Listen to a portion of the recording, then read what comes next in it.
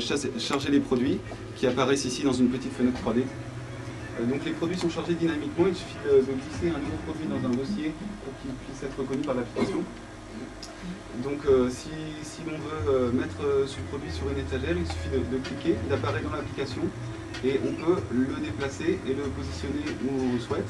Avec des petits outils qui sont sur le dessus, on peut le positionner également en profondeur sur l'étagère, mais également le faire tourner sur lui-même pour le disposer comme on le souhaite. Donc on peut passer d'une étagère à une autre assez facilement. Ici, il y a la liste des produits chargés. Donc là, pour le moment, sur notre version prototype, il n'y a que des numéros, mais on peut mettre les noms de chacun des produits. Sur les étagères constituées de cintres, on peut placer des produits de type vêtements, par exemple. On pourra faire un petit test en plaçant quelques autres. On va texturer justement. Donc là, ce sont nos produits de test pour la présentation. Une petite voiture. Ici par exemple. Et donc, si par exemple j'ai rajouté un produit de trop, je ne veux pas deux fois la même voiture sur mes étagères, je peux le sélectionner puis le supprimer. Donc là, il me propose si je veux supprimer tous les objets de la scène ou supprimer un seul objet. Donc sélectionner et supprimer un seul objet. Donc ça, c'est les outils rajoutés. On peut également, avec le petit outil qui est ici, sauvegarder dans un fichier texte les positionnements des objets. C'est-à-dire qu'on enregistre tous les noms des objets et leur position dans la scène. Donc après, un petit module pourra permettre de charger des choses préenregistrées dans les fois précédentes. C'est-à-dire qu'une fois qu'on a fait la disposition de tous ces produits, on l'enregistre et lors de la revue de projet, on peut charger une disposition ou une autre pour pouvoir les comparer. Alors, alors on peut très facilement imprimer le fichier texte avec la position des choses, peut-être avec un petit module pour le rendre plus clair, l'imprime écran. Donc oui, il y a un module d'imprime écran, tout à fait, ouais. Il y a un module d'imprime écran qui est en cours de développement. Et donc quand on a disposé ces objets, on clique sur le petit œil, la barre disparaît, et là on arrive à la navigation au joystick. Donc comme vous le voyez, il y a une forte inertie quand on tourne, ça va doucement, donc quand on aura un grand écran immersif, le fait de mettre de l'inertie, ça évite le mal virtuel dont on parlait. Donc on peut se déplacer également en pas chassé.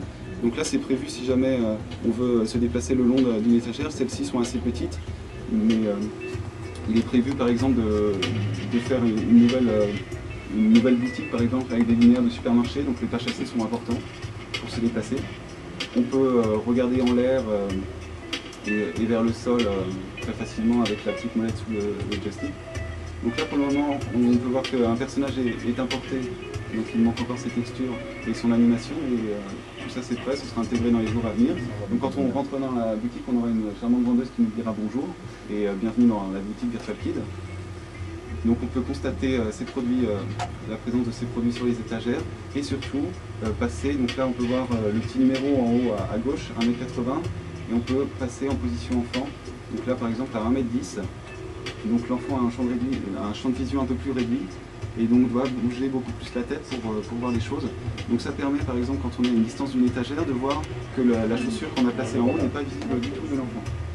Donc pour les packaging importants par exemple, on pourrait concevoir de mettre les grosses boîtes en haut parce qu'on pourra encore les voir quand on fait 1m10, et alors qu'on ne s'en rend pas forcément compte quand on est en vision adulte. Là, je suis repassé à 1m80. Je vais vous faire visiter rapidement la rue extérieure, parce que la boutique est une chose, mais on a également prévu un petit environnement autour.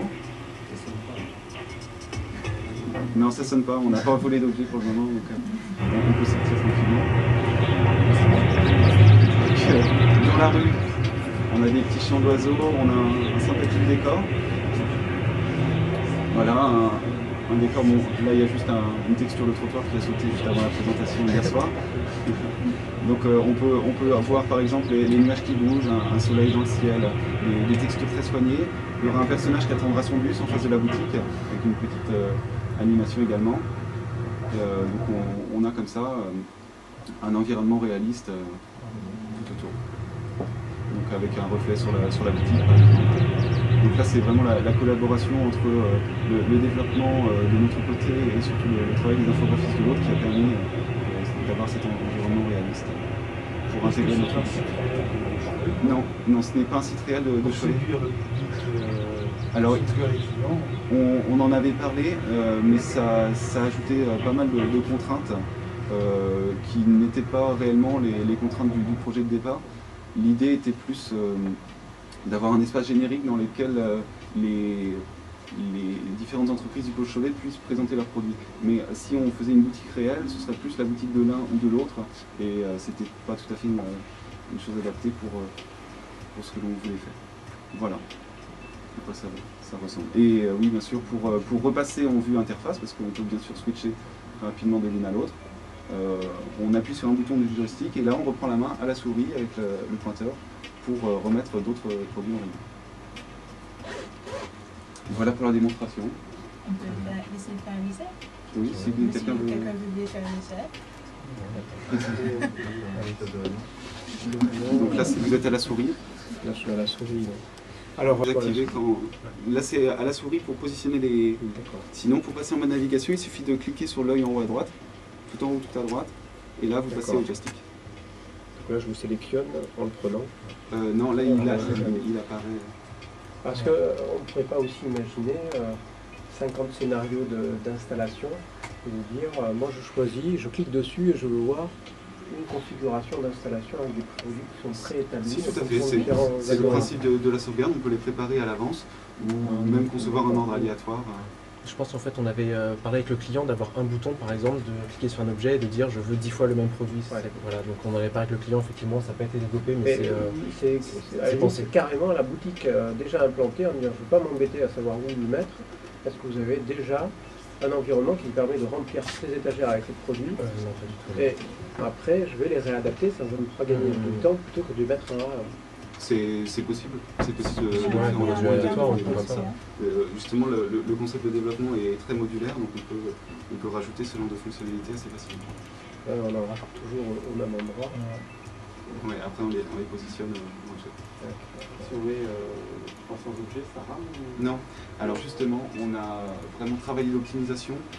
En fait, il était prévu d'avoir des décors et des textures qui prennent la moitié de la RAM de la carte vidéo pour qu'on puisse le faire en stéréoscopie facilement. Ça va 128 mégas. Mais suite à notre travail d'optimisation, on tombe